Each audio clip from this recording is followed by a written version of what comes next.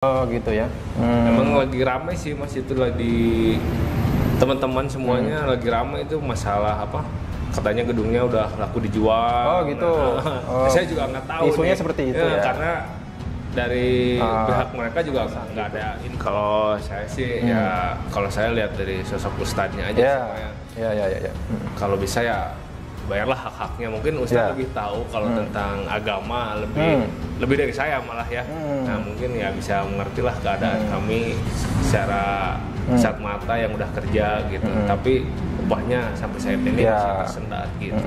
Kalau saya itu aja sih, Ya. tahu kalau di Masjid Sapa Seharusnya Ustadz lebih tahu ya. Bayarlah upah karyawan sebelum dengan kering gitu ya. Berantakan bakal ditolong sama Allah jadi cakep. Karyawan-karyawati pada disenengin, bukan cuma dibayarin gaji yang tertundanya, tapi dibikinin rumah, dibikinin kemudian sekolahan, dibikinin ini itu, sehingga kemudian berubah. Percaya bisa begitu? Ada karyawan yang lapor sana, lapor sini, gugat sana, gugat sini, lupa dia sama kebaikan kita. Lalu kemudian kita bisa bersabar, ya udah. Emang lagi waktunya diseselin orang, waktunya dimarahin orang, waktunya diburuk sangkain sama orang, waktunya dibully sama orang, waktunya dihina sama orang, waktunya disindir sama Mas, orang. jadi mungkin juga disengaja ya. Artinya itu dijaminkan kepada bank gitu ya. Ketika itu saya selidiki ternyata sudah menjadi jaminan bank. Kemudian ketika kita mengajukan permohonan sita bersama, ternyata di sana juga mereka ada utang pajak, Mas. Alhamdulillah. Ya. Nah, terima kasih juga nih buat para pelanggan. Gara-gara pelanggan makan di sini, jadi pada bisa nyumbang lewat pajak kurang lebih 100 sampai 200 juta per hari. Ya kan? Terus Subhanallah kan? kemudian kalau ada kelebihannya karena di sana ada utang pajak, tentu negara yang lebih diutamakan ketimbang perorangan.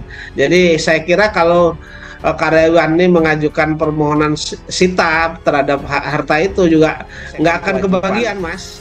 Itu ada dua kemungkinan, mereka membiarkan dengan itikat jahat atau mereka tidak punya uang. Memang mereka sama sekali tidak punya uang, sudah pailit kan begitu, Mas. Iya, iya. Ya, tapi kita doakanlah kalau mereka masih punya uang mengatakan itu pailit, mudah-mudahan ya Allah ijabah itu sehingga mereka tidak punya uang terus kan begitu, Mas. Iya, iya, iya. Sama seperti itu.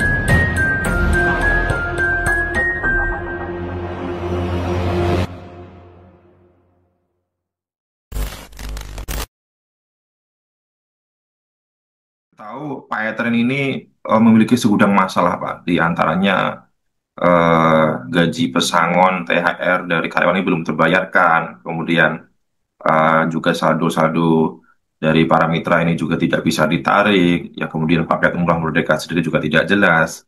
Nah, ternyata kan kantor Pak Etren yang berada di Bandung gitu Pak, ya, ini kan diagunkan ke BRI Pak, dan juga tidak diambil kembali oleh Pak Etren atau Masur, atau mungkin tidak dibayar gitu Pak hutang kepada BRI itu Pak, dan sehingga pihak BRI ini melelang, dan ternyata di akhir masa lelang juga tidak ada masyarakat yang berminat untuk membeli gedung kantor Pak Etren tersebut gitu Pak. eh Tidak ada niat dari Paetren untuk mengambil kembali gedung tersebut gitu Pak ya. Ini apakah disinyalir sebuah kesengajaan atau bagaimana Pak? Menurut hemat saya ketika itu kan sebenarnya saya juga tahu tempatnya kan strategis juga di Bandung itu. Iya, Ya kan ketika itu kemudian dijaminkan kepada BRI kemudian sampai dengan mereka tidak bisa bayar artinya gagal bayar. Itu berarti kan mereka sudah tidak punya uang lagi atau uangnya dilarikan kemana kan begitu Mas. betul betul. Sebenarnya kan banyak uang-uang para mitra ini kan banyak ya.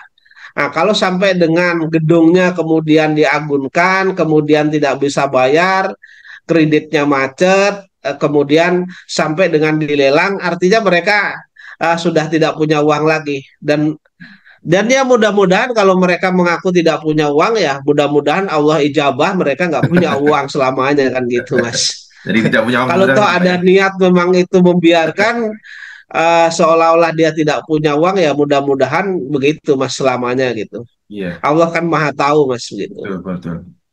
Ya. Atau Yang mungkin jelas begini. bank itu melakukan sedikit Mas. Yang jelas Ya. bank melakukan pelelangan itu karena kredit kredit itu macet tidak bisa bayar kan Hmm, begitu. hmm. Sehingga mereka melakukan pelelangan karena bank kan karena itu diikat dengan hak guna tanggungan maka mereka mempunyai privilegi atau hak yang diutamakan terhadap pelunasan terkait dengan piutang bank itu Mas gitu Mas. Iya, iya, Ya. betul. Sudah benar prosedur bank itu sudah benar ketika itu dilelang karena kreditnya macet dan debiturnya tidak beritikat baik untuk menyelesaikan kewajiban.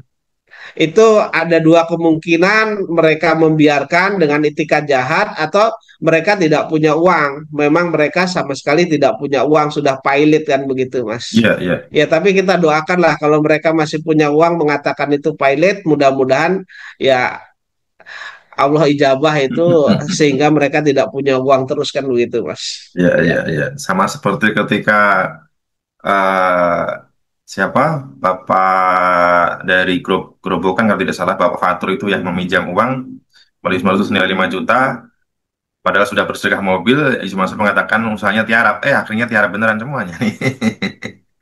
Ya, ya kan sesuai sesuai dengan ucapan Yusuf Mazhar mengatakan kalau kita mengatakan kita sukses sukses, ketika mereka mengatakan katanya tidak optimis, berarti ya benar kan Betul, kejadian akan betul. menimpa diri sendiri itu Iya, iya. ucapannya. Iya, Iya. Bukan hanya kesengajaan dalam faktor untuk mengambil kembali membayar membayar angsuran ke BRI tersebut Pak ya, tetapi iya, proses menjaminkan ke bank. Nah, ini juga sebuah kesengajaan untuk menghindari tanggung jawab kepada karyawan-karyawannya begitu Pak ya. Karena kan Pak Zaini sendiri juga sudah menjadi kuasa hukum dari para karyawan dan sudah mengupayakan sampai ke pengadilan negeri atau ke PHI gitu Pak ya. Dan ternyata ketika Pak Zaini meminta jaminan, sita jaminan gitu kan, ternyata kan Pak Etan sudah tidak memiliki aset. Jadi gedung itu pun juga sudah sengaja dijaminkan ke BRI supaya eh Pak Etan atau Ibu Mansur ini tidak rugi berlebihan gitu Pak ya. Jadi ketika sudah mendapatkan uang dari bank, nah ini juga tidak ada upaya untuk menarik kembali. betul betul Mas. Jadi mungkin juga disengaja ya. Ya. Artinya itu dijaminkan kepada bank gitu ya. Ketika itu saya selidiki ternyata sudah menjadi jaminan bank.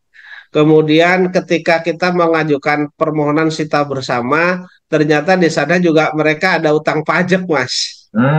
Ya, Oke, oke, ya. diketahui juga ada utang pajak. Artinya kalau itu nanti dijual, hak yang pertama adalah kepada bank untuk memenuhi hutangnya. Ya kan? Terus kemudian kalau ada kelebihannya karena di sana ada utang pajak, tentu negara yang lebih diutamakan ketimbang perorangan.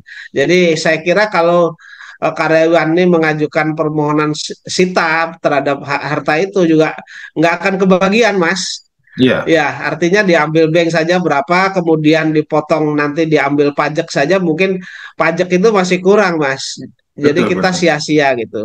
Betul, Ya, betul. tapi itulah menjadi tontonan kita menarik, Mas. Iya, iya. Artinya menjadi tontonan ya, menjadi Ya. tontonan bahwa ini loh sikap daripada Paitren itu begitu. Iya, iya. Peritra Sentosa Internasional ya, atau biasa Hmm. di Paitren. Iya, Dan iya. tentu ini adalah ownernya menurut hemat saya karena kan suatu perusahaan itu tergantung daripada owner kemudian pengelolanya kan begitu. Nah, ketika ini menjadi macet dan seterusnya dan tidak bisa bayar, tentu pengelolaan dari perusahaan, menurut hemat saya, tentu pengelolaan dari perusahaan itu tidak baik. Nah, itu terjadi, mereka lah yang tahu apakah itu pengelolanya atau ownernya, kan tidak tahu. Kita kan tidak tahu uang itu yang diambil dari mitra Paytren itu sebegitu banyak, kemudian tidak ada uangnya, kan kita Iya, tidak tahu karena mereka tidak secara transparan kalau mereka untung di mana, ruginya di mana, dan uang yang dari mitra-mitra itu dikemanakan kan kita nggak tahu. Mereka yang betul, tahu dan Allah yang tahu. betul. Dan Allah tidak akan tidur, Allah tidak akan tidur, Allah pasti mencatatnya itu, gitu. Iya, iya, iya. Yang mereka pertanggungjawabannya tidak hanya di dunia tapi juga sampai akhirat, Mas. Betul, betul. Makanya kan, Tanggung sendirilah nanti begitu. iya, kan aneh. Katanya kan Paytren sendiri nilai transaksi sampai triliunan gitu ya. Tetapi untuk bayar gaji karyawan tidak bisa, bahkan sampai kantor pun juga dijaminin ke bank begitu. Dan Menurut pengamatan Mas eh, Isap nih, Mas Kiki, ya sebagai mantan karyawan nih. Nah, ini Paytren kemungkinan memang akan benar-benar bangkit atau malah nyungsep atau malah bubar ini. Saya no comment sih, Mas. Jujur aja saya udah nggak ada no comment. Oh, gitu. Mungkin dari Kiki. Saya juga kalau lihat dari segmen perusahaan nggak tahu juga sih Mas. Karena sampai detik ini belum bisa bayar itu udah menandakan saya nggak tahu nih gimana perusahaan gitu. Ya, intinya kalau teman-teman Paytren ini, mantan karyawan Paytren ini menolak untuk dibayar secara mencicil tahun depan, artinya kan pesimis ya Paytren ini akan ini. Mungkin ada bocoran-bocoran Mas, ini kondisi Paytren sekarang lagi gimana Mas? Dengar-dengar ada. Saya udah nggak nyimak tuh. Oh Mas. gitu. Dengar-dengar ini kantornya dibongkar itu maksudnya apa itu? Oh nggak tahu ya yang dibongkar ya. Oh gitu. Belum ada validasinya sih kalau dari sisi saya. Oh gitu ya. Emang lagi ramai sih Mas, itu lagi teman-teman semuanya lagi ramai itu masalah apa? Katanya gedungnya udah laku dijual. Oh gitu. Nah, saya juga nggak tahu. Isunya nih. seperti itu ya. Karena dari pihak mereka juga nggak ada info apa-apa ke gedungnya atau ininya? nggak tahu. Nah, katanya gedungnya dijual. Nah, yang saya nggak tahu itu infonya benar apa enggaknya, nggak tahu. Apa gitu. dijual kan, ini kemarin dapat info rumahnya dijual. Terus Paytren kan katanya dijual aku 10 triliun, gimana ya? Oke, Mas Isaf dan Mas Sigi ya, mungkin mewakili teman-teman yang lain Mas. Ini di kondisi sekarang ini Mas, apalagi baru saja BBM naik Mas ya. Otomatis kan ya kebutuhan ekonomi semakin meningkat ya. Tentunya ini sangat memberatkan. Mungkin ini Mas ya, Paytren ini dimiliki oleh Yusuf Mansur ya, gitu. Mungkin coba Mas Isaf dan Mas Kiki sampaikan keluhan-keluhan apapun keberatan yang Mas Isaf dan Mas Kiki alami kepada Yusuf Mansur ini. Ya barangkali terketuk hati nuraninya Pak ya. Yeah. Siapa kali besok langsung ditransfer kan? Iya. Besok selesai langsung. Iya, mungkin ada pesan-pesan gitu. Kalau saya sih ya, kalau saya lihat dari sosok ustadznya aja supaya. Ya. Kalau bisa ya bayarlah hak-haknya. Mungkin ustadz lebih tahu kalau tentang agama lebih dari saya malah ya. Nah mungkin ya bisa mengertilah keadaan kami secara kasat mata yang udah kerja gitu. Tapi upahnya sampai saat ini masih tersendat gitu. Kalau saya itu aja sih. Tahu kalau di masih sama. Seharusnya ustadz lebih tahu ya. Bayarlah upah karyawan sebelum keringat kering gitu ya. Nah ini kan saya juga sempat mengetahui nih screenshot yang sempat ramai di Twitter nih tentang Yusuf Mansur itu mengibarkan bendera putih menyerah atas Paytren ini dan meyakini nanti bakal ketemu lagi di tahun 2022 itu. Mas Isap dan Mas di tahu karyawan itu? Di grup karyawan PHK itu kayaknya yang statement Ustadz ya. Oh, itu bener Yusuf Mansur ya? Itu bener Yusuf Mansur ya? Ya kalau di grup PHK kayaknya. Oh gitu. Ya, karena saya kebetulan belum PHK waktu itu. Belum PHK. Oh, itu ada grup PHK tersendiri. Ada. Tapi mereka yang pertama sih, kan. Mereka juga dapat pesangon nggak nih? Nggak tahu ya.